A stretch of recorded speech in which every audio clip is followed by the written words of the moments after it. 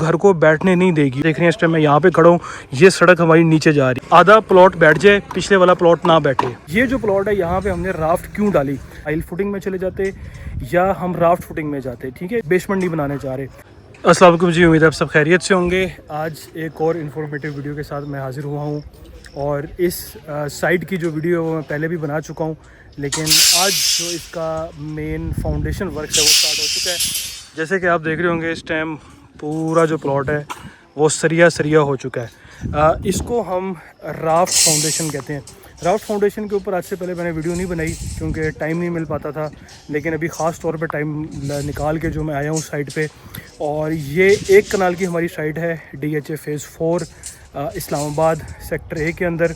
और आप देख रहे हैं कि यहाँ पे हमारी एक्सकेवेशन हो गई थी। एक्सकेवेशन कैसी करनी थी, एक्सकेवेशन के जो प्रोज एंड कॉन्स थे वो ऑलरेडी मैं अपनी वीडियो में डिस्कस कर चुका हूँ। इसकी सॉइल कंडीशंस जो थी आप देख रहे हैं वो भी मैं वीडियोस में एक अलग से वीडियोस में डिस्कस कर चुका हूँ। इस वीडियो में जो अभी मैं डिस्कस करने जा रहा हूँ वो होती है कि राफ्ट फुटिंग, कि इस प्लॉट पे हमने जो है राफ्ट फुटिंग वो क्यों दी। देखिए व्हाट इज़ राफ्ट फुटिंग वो तो आप गूगल पे इजीली सर्च कर सकते हैं, लेकिन ये केस स्टडी मैं आपको समझाने जा रहा हूँ कि ये जो प्लॉट है यहाँ पे हमने राफ्ट क्यों डाली।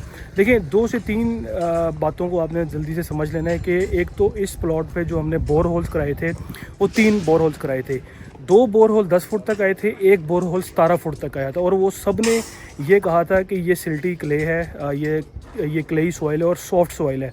और फिर जब हमने इसकी स्ट्रक्चर ड्राइंग्स के ऊपर वर्किंग की, इसकी स्ट्रक्चर ड्राइंग्स भी मैं बताता चलूँ कि हमने ही बनाई है, और स्ट्रक्चर ड्राइंग्स के ऊपर हमने इसकी एक्सटेंसिव वर्किंग की, तो हमने इसको ये प्रपोज़ किया कि ये जो रोड लेवल है यहाँ से आपने तकरीबन 6 फुट खुदाई करनी है, क्योंकि हम यहाँ पे जो है वो बेसमेंट नहीं बनाने जा रहे। बेसमेंट बनाने जा रहे होते तो हमारी केस स्टडी बिल्कुल डिफरेंट होती। और देखें 17 फुट तक हमारे पास ना लूज सॉइल थी। अब यहाँ पे हमारे पास ना 2-3 ऑप्शंस थी कि या तो हम पाइल फुटिंग में चले जाते या हम राफ्ट फुटिंग में जाते, ठीक है। जब आपके पास इतनी लूज सॉइल होती है जो 17 फुट तक, 20 फुट तक, 25 फुट तक है, और आपको ये भी पता है कि आपने बेसमेंट नहीं बनानी, तो फिर आपको यहाँ पे जो आपके पास महदूद ऑप्शंस रह जाते हैं वो या तो पाइल फुटिंग्स रह जाती हैं या हमारे पास ये राफ्ट फुटिंग रह जाती है जो कि आपको नज़र आ रही है, ठीक है। पाइल फुटिंग को हम फिर कभी डिस्कस करेंगे। तो यहाँ पे हमने ये प्रपोजल दी कि बजाय इसके कि हम पाइलिंग करें जो कि बहुत कॉस्टली पड़ रही थी, हम एक राफ्ट फुटिंग पे गए। राफ्ट फुटिंग पे जाने का मकसद ये होता है, देखिए ये ना 3-4 कंडीशंस में दी जाती है। पहली कंडीशन ये है कि आपकी सॉइल लूज़ हो, सॉइल की जो स्टेटा है वो बिल्कुल नरम हो और डीप तक यानी अंदर तक यानी गहराई तक आपकी लूज सॉइल हो। दूसरा ये होता है कि आपको सेटलमेंट का खर्चा हो। सेटलमेंट का खर्चा हमें यहाँ पे ज़रूर है, क्योंकि आप ये देख रहे हैं इस टाइम मैं यहाँ पे खड़ा हूँ, ये सड़क हमारी नीचे जा रही है। इसी तरह अगर आप वहाँ देख रहे हैं वो ऊंचे हैं, वो घर मैं इसको जूम करता हूँ तो वहाँ पे वो घर ऊंचे हैं, तो यानी वहाँ से भी पानी आने का खर्चा है, यहाँ से भी पानी निकलने का खर्चा है। और ये पॉसिबिलिटी भी हो सकती है कि कल को ये बैठे। इसकी जो सॉइल टाइप थी वो ये रिप्रेजेंट कर रही थी कि कल को जो ये मिट्टी है ये बैठ सकती है। यानी एक तो आपकी लूज सॉइल हो गहरी बुनियादों तक, दूसरा सेटलमेंट का खर्चा हो, और तीसरा ये कि जो बिल्डिंग हम बनाने वाले हैं उसका लोड भी तो काफ़ी ज़्यादा है ना। अब उसका जो लोड है वो ये मिट्टी जो है वो बर्दाश्त नहीं कर सकती, ठीक है।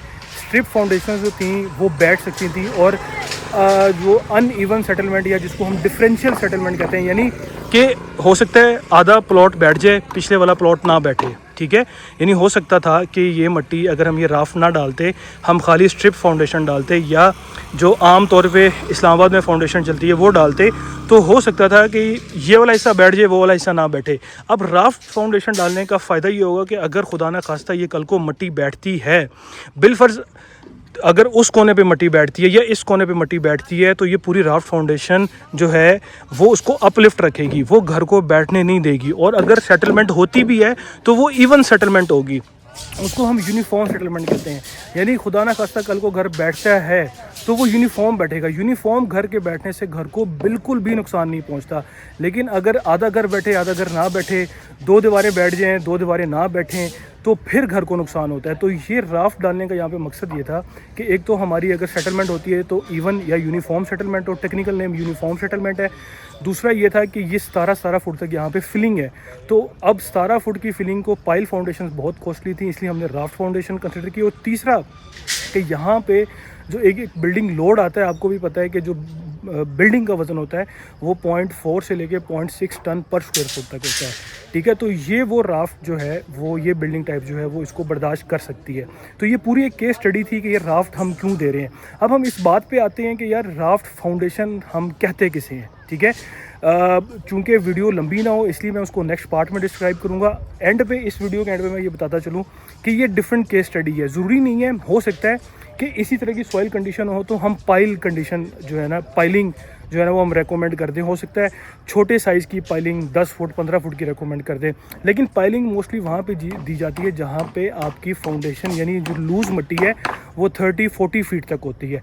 अगर उससे कम आपकी लूज़ मिट्टी यानी 10 12 15 16 17 या 18 या 20 फुट तक भी अगर आपकी लूज़ मिट्टी है तो हम प्रेफर करते हैं कि नीचे गेड़ा डाल लें। अब इसके नीचे हमने गेड़ा डाला हुआ है, ठीक है, गेड़ा डाल लें और हम जो है इस पर राफ्ट फाउंडेशन दे दें।